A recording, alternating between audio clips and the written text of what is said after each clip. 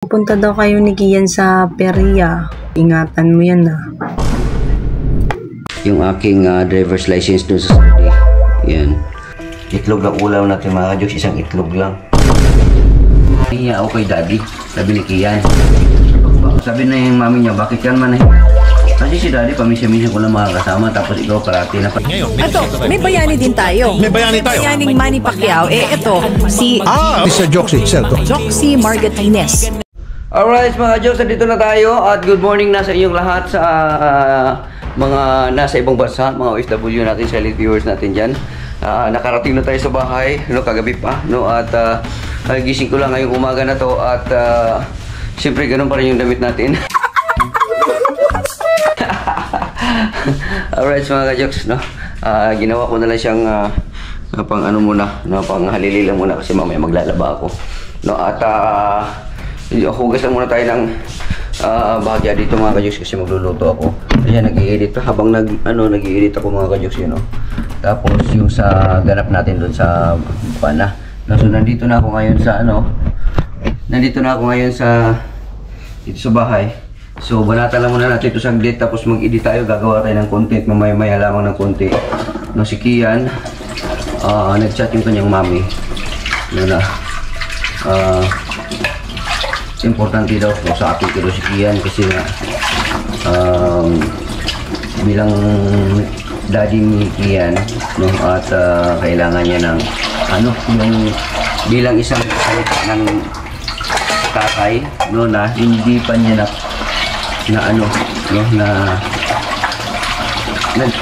hindi pa niya naranasan, no, kasi iba naman kasi yung stepfather eh, no, so which is yun din ang need ko dati nung bata pa ako, no, na meron sana akong tatay na advice sa akin yung gano'n. So baka yan ang kulang siguro si Kian, parang mga kadyos eh, ika parang nagtatampo sa nanay, no. Parang siguro sanay siya, komportable siya na lagi kasama yung nanay niya. Parang pag inuutusan parang baliwala yung siguro gano'n naman talaga pag mga bata pa, no. Pero pag akin naman dito, pag ako ang kasama niya, siyang sabi ko lang automatic yun. Pero minsan sinabi ni Kian doon sa mami niya, sabi ng mami niya na bakit pag doon ka kay daddy mo nautusan ka kagad, bakit sa akin hindi, or sumusunod ka kagad kay daddy mo. Sabi niya, nahiya ako kay daddy, sabi ni Kian. Sabi na yung mami niya, bakit yan man nahiya? Kasi si daddy pamisa-misa ko lang mga kasama tapos ikaw parati na parang ganun ba, yung wala sa isip niya kasi yung mga ganun mga na kahit madalas man o hindi kasama, dapat niya kasi mami niya, kaya ina-advisean ko yan. Pero ngayon naman unti-unti naman siya nang natuto na, no? So ang parental guidance, no, kailangan talaga ma-apply sa isang bata habang lumalaki sila nag-grow, no?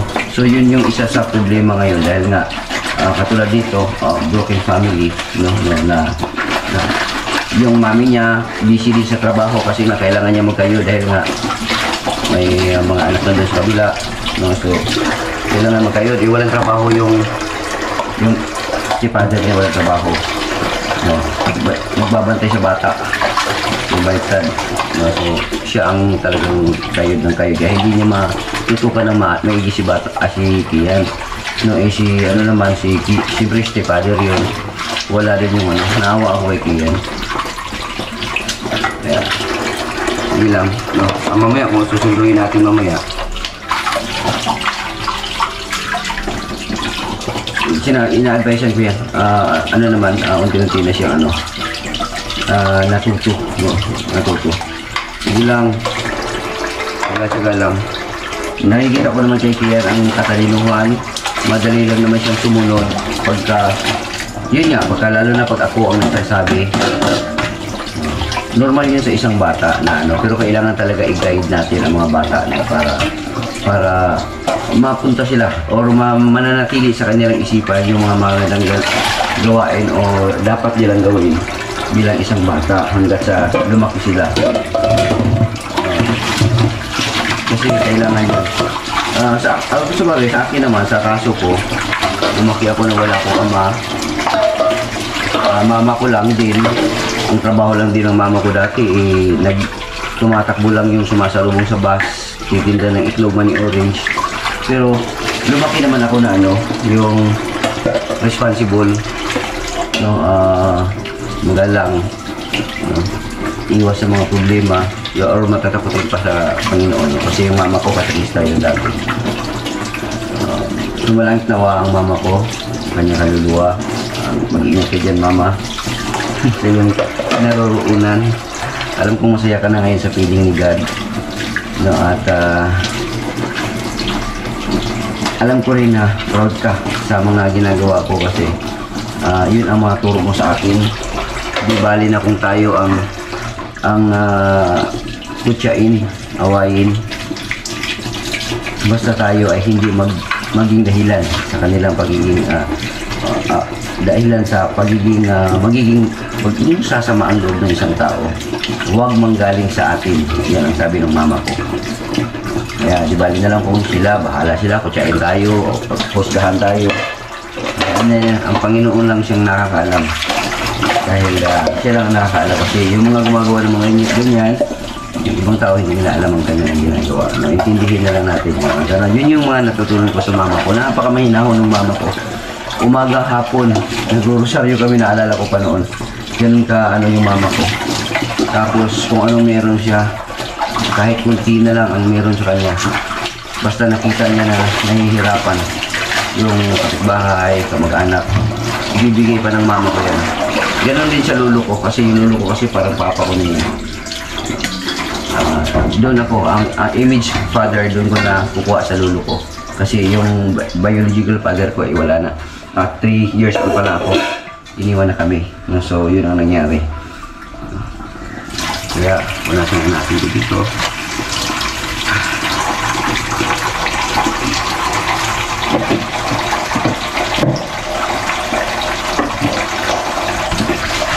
Right, so yan lang muna mga ka-jokes. Baka sabihin na naman yung hugas-hugas, bumaya na yan. Tigdagan natin yan, iba pang mga clips no, mga kaganapan natin. Paalam muna sa inyong lahat, no? Kay Kuyang Imit, salamat Kuyang Imit, si Sir Jess, si Sir Eugene Baklaan, si Tita RB, Tita Cecilia.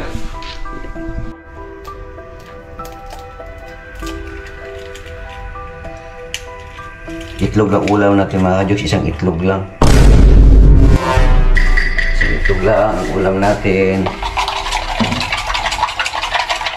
Lagyan na natin ng asin na konti. Isa lang, tapos rice.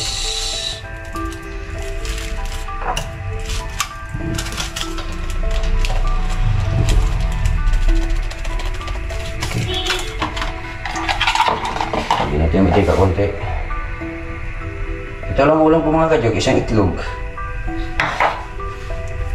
Yun lang din talagang available. Yun lang talaga available ngayon mga ka-jokes.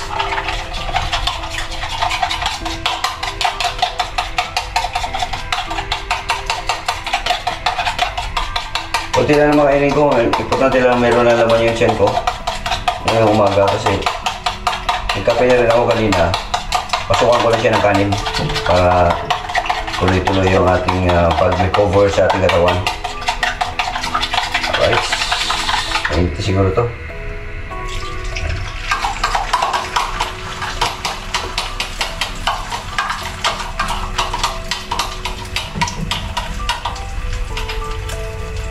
Right. Yung ating maganda kasi ito kasi hindi nakakasira ng frying pan.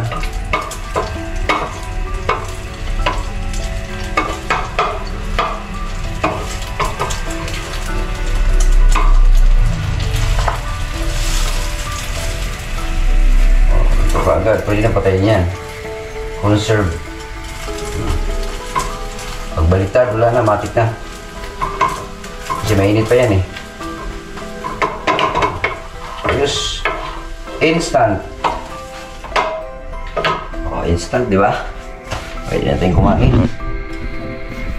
Pwede na kumain. Luto na rin yung panin ko. Yan. Luto na natin to. Yung iba mga ka-Jogs, pag magbunot pala ng gano'n, bawal yung gano'n mga nakakasira yun, makakakuryente yun, lalo na sa mga bata. Alam yung mga bata na advice natin yung mga bata na bawal magbunot ng mga ganito. Yung katulad ng ganyan, di ba? Tapos iganon lang dito, may kadalasan ginagamit ang ginagawa ng mga tao, yung mga bata, yung mga ganito. Dapat hindi ganito, dito talaga. No, kasi maaari kasi masisira yung cord dito, yung kuryente dito, masisira yan dyan, mabubunot katagalan mabubunot, hanggat sa magsushort na siya. Pag mag-short, mag-spark, masunog ng bahay, o di kaya mahawakan ng mga bata, makukuryente. No? So, kailangan dito ang bunot. Hawak dito sa bunot. Yun. So, ganun ang, kunting tips lang. No? Natutunan ko rin yan doon sa, nag-seminar ako sa Meralco, no? Sa mga marami akong na-seminaran din, na ganun. Mayroon talagang mga explanation na ganun din. Alright. Rice natin ay, marami dito rice ko na ito. Medyo magana na akong kumain ngayon mga ka-Jogs. Unlike before, no, na may nararamdaman tayong hindi maganda. Tsaka tataba na rin tayo, malapit na. Pag maka-abroad na tayo sa ibang bansa, malapit na yun mga ka-Jogs. Magbablog pa rin ako doon para still ang communication natin, magkikita-kita pa rin tayo. Magiging balik OFW na naman ang Jogsip TV. Mag-iipon ako ng pondo para sa susunod natin mga projects, no, sa mga kababayan natin. No, siyempre sa pamilya ko muna. Tapos kasama na doon yung ating mga projects natin. Alright, so kain muna tayo mga ka-Jogs. Okay, kain muna tayo. At pabus na muna mga ka-Jogs. Bye. Wala. Maglalagay pala ako ng tuyo. Dito sa itlog, lalagay ko ng tuyo yung itlog. Yan, tuyo ng konti. Konti lang. Tapos dito sa kanin. Okay. Tulo. Okay. Yan naman yan. Okay. Yung ulam natin is itlog lang. Marami akong kumain ng rice ngayon mga ka-Jogs, iwan ko. Pero yun lang, ngayon lang to. Nagbabawi ako ng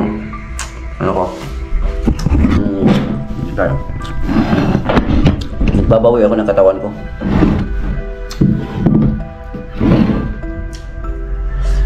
Kain tayo.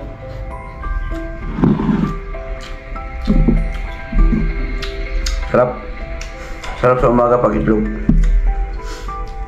Tapos nakakamay. Sarap.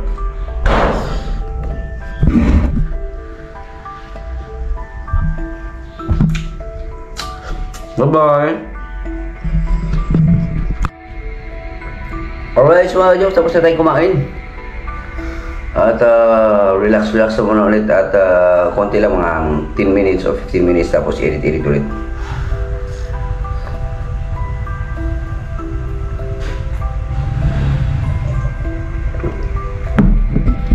Naglaga pala ako ng yung nilaga ko na yung dita. Yan. Yan, naglalaga ako ng dita. Dagdagan siguro natin ang kasi hindi na siya masyado mapait. Dagdagan natin. Hindi lang. Hugasan lang natin din. Kuha lang tayo dito ng yan. Hugasan lang natin ito. Kailangan natin hugasan ito kasi binilad kasi ito, tapos siyempre dinadapo-dapuan ng mga langaw.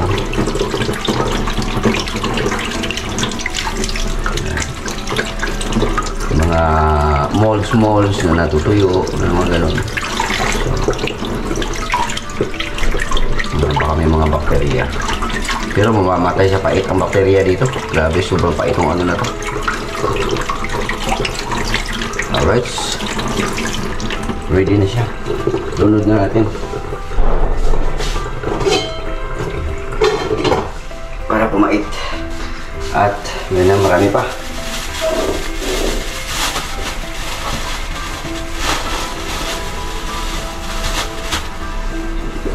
ilagay.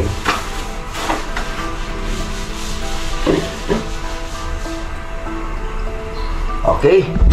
So, antayin na lang natin yan na gumanda, na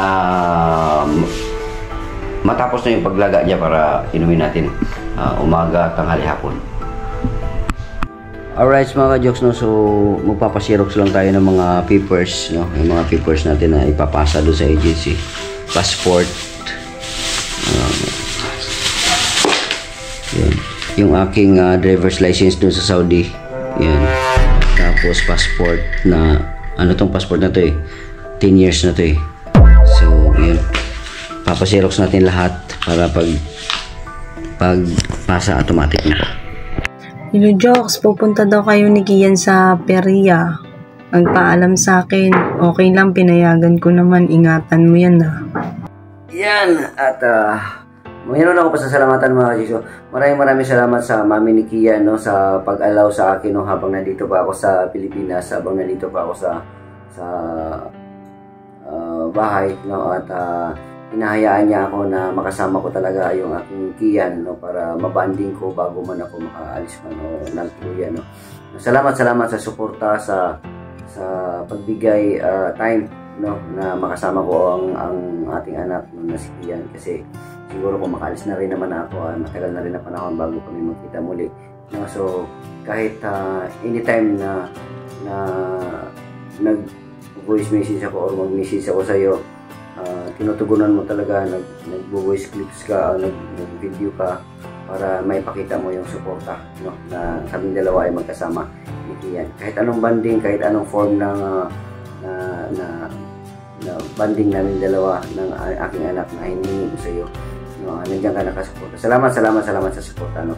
Sa aking ex-wife, ayan, ingat, no, pass is pass, walang problema. Mga nakaraan lang yun. Ang importante, mag-usap tayo nag-usap tayo patungkol sa kay Kian, sa buhay-buhay na patungkol kay Kian, no. Wala nang iba, no. Yun lang. Salamat sa iyong pag-allow sa akin na mapalapit at makasama si Kian. Salamat at mamaya magbanding kami ni Kian. Thank you.